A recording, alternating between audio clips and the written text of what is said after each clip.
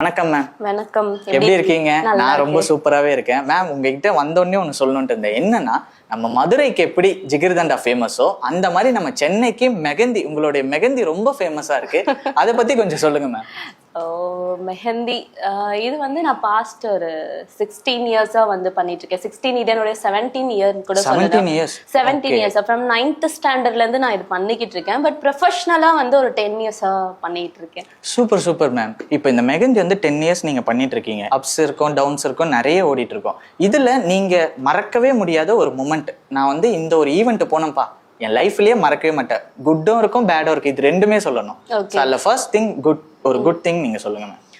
Good thing அப்படின்னா, என்னுடைய எல்லா ஒர்க் பிளேஸ்லயும் வந்து எல்லா பிரைட் கிட்ட நான் ஒர்க் பண்ணதுமே எல்லாமே எனக்கு குட் திங்ஸ் தான். எதுவும் பேட் அந்த மாதிரின்னு கிடையாது. காட்ஸ் கிரேஸ் இப்போ வரைக்கும் அந்த மாதிரி எந்த ஒரு இன்சிடென்ட்ஸும் நடக்கல.